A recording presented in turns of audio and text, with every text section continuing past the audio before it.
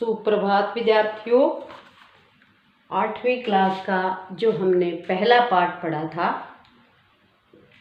पहला था हमारा श्लोक का और दूसरा पाठ हम उसके 2 पहरे हमने हिंदी के कर लिए थे। आज मैं पेज नंबर 5 से पढ़ा रही हूँ। तो प्यारे विद्यार्थियों, आप अपनी किताबें आगे खोल कर बैठ जाओ ताकि साथ साथ आपको हिंदी समझ में आ जाए और इसके बाद हम इसका अभ्यास कार्य करेंगे। तो पेज नंबर है 5। भारतस्य उत्तर दिशि पर्वतराजः हिमालयः मुकुटमणिरेव शोभते। भारतस्य भारत के उत्तर दिशि उत्तर दिशा में पर्वतराजः पर्वतों का राजा हिमालय हिमालय मुकुटमणिरेव मुकुट मणि और इव, अगर इसका संधि विच्छेद करते हैं तो इसमें 3 शब्द हैं अलग अलग। मुकुट मणि र, जो र है ये विसर्ग बन जाता है और इसके साथ जो रीव पड़ा जाता है वो है ईव। मुकुट मणिरीव शोभते, कि जो भारत की उत्तर दिशा में पर्वतों का राजा हिमालय है वह भारत के मुकुट पर एक मणि के समान सुशोभित होता है।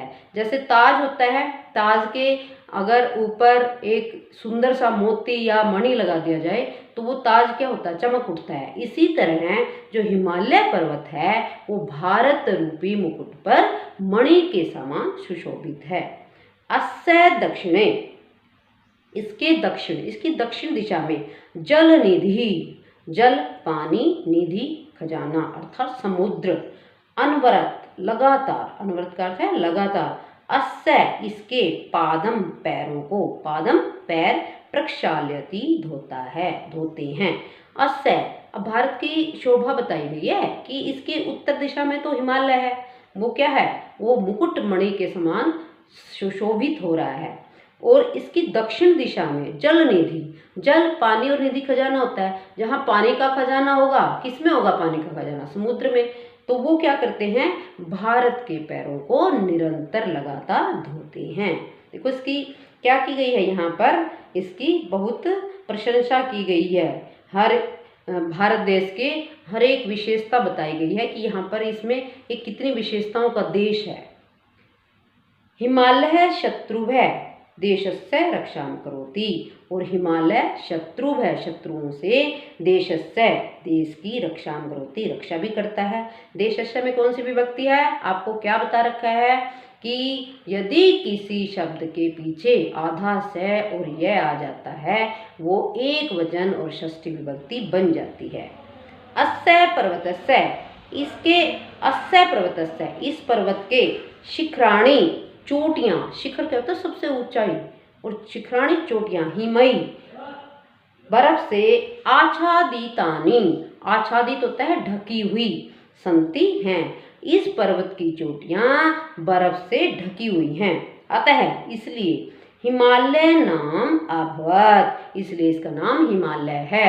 आपको संधि विच्छेद में बताया था ना, हिम प्लस आलय, हिम बर्फ का, आलय घर अर्थात जहाँ पर बहुत सारे बर्फ हो तो वो हिमालय हुआ। इसलिए इसका नाम हिमालय क्यों हुआ है, क्योंकि उसकी चोटियां बर्फ से ढकी रहती हैं। नाम अवध, इसका नाम इसीलिए पड़ा है हिमालय पर्वत। हिमालय, अब हिमालयात में आप बताइए कौन सी विभक्ति है, कर्ता ने कर्म को कर्ण से संप्रदान, तो संप्रदान में कौन सा कारक है, चौथा होता है, तो इसमें कौन सी विभक्ति हुई, चतुर्थी। हिमालयात, हिमालय से, अनेक अनेकः नद्य, सॉरी हिमालयात में पंचमी विभक्ति, हिमालय से अनेकः नद्य, अनेक नदियां उद्भवंती निकलती हैं। उद्भव क्या होता है, निकलना, पैदा होती हैं, तो पैदा तो हम कहेंगे नहीं, क्या कहेंगे हम, नदियां निकलती हैं। देशस्य विशाल भूभागम च सस्य श्यामलम कुर्वन्ति, जो कि देशस्य देश के विशाल भूभागम बहुत बड़े भाग को, अब जो नहरों से सिंचाई होती है, भारत देश बहुत बहुत बड़ा है, तो वो क्या करते हैं, जो भी जितनी भी नदियां निकलती हैं भारत की विशाल भूमि को सस्य श्यामलः कुर्वन्ति, इसके देश, जो ये हमारा देश है इसके बहुत बड़े भाग को सस्य श्यामलम, सस्य होता है अन्न से, कृषि से, श्यामल कुर्वन्ति, श्याम का सम्मिलित उसमें जो नदियाँ होती हैं वो इस धरा को हरी भरी बनाती हैं। एक बार फिर पहले पैरे की फटाफट से ध्यान से सुनना। भारतस्य उत्तर दिशि पर्वतराज हिमालय मुकुटमणिरेव शोभते। भारत की उत्तर दिशा में पर्वतराज हिमालय मुकुटमणि के समान शोभित होता है। इसके दक्षिण में जलनिधि अनवरतम अस्य पादम प्रक्षाल्यति, जो समुद्र हैं इसके पैरों को निरंतर धोते हैं। हिमालय जो पर्वत है वो शत्रुओं से भी रक्षा करता है।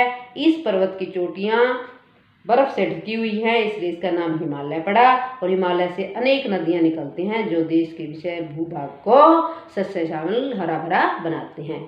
जो हमारा लास्ट पैरा है, अस्माकम देश है धर्म निरपेक्ष है देश अस्ति। हम अस्माकम हमारा देश है देश धर्म निरपेक्ष है देश अस्ति। धर्म निरपेक्ष है अर्थात यहाँ पर अनेक धर्मों को मानने वाले व्यक्ति रहते हैं।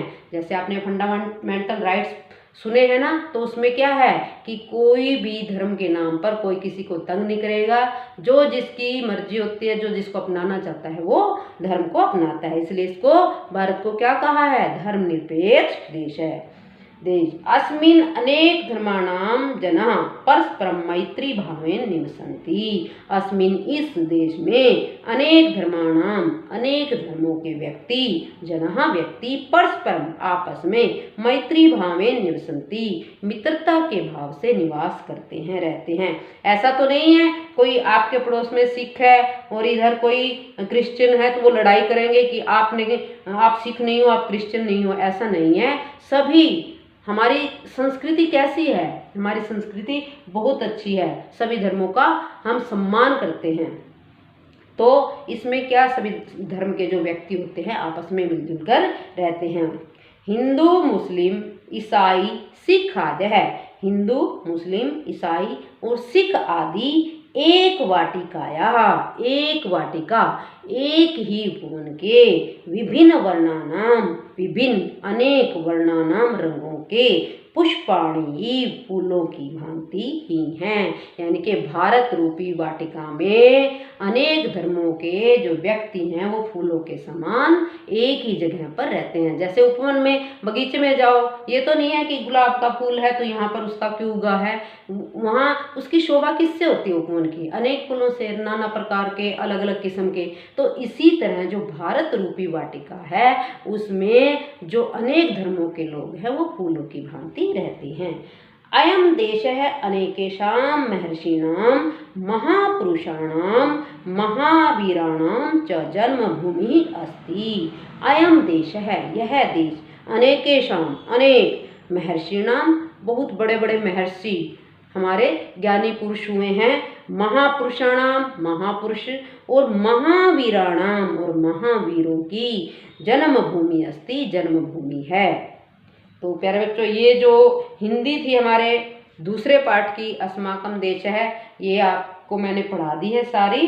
अब एक बार इसका थोड़ा सा जो अभ्यास कार्य है उसको हम देख लेते हैं और फटाफट से मैं आपको शब्दार्थ का उच्चारण बता देती हूँ। स्वीकृतम स्वीकार किया गया है, नामना नाम से, जन्म लब्धुम जन्म लेने के लिए, सप्रेहन्ति स्म चाहते थे, वसुधैव पृथ्वी ही, कुटुंबकम परिवार के समान, जल निधि समुद्र, प्रक्षाल्यन्ति धोता है, शिखराणि चोटियाँ, आच्छादितानि, इसको ध्यान से पढ़ना इसमें मिस्टेक होती है, ढकी हुई।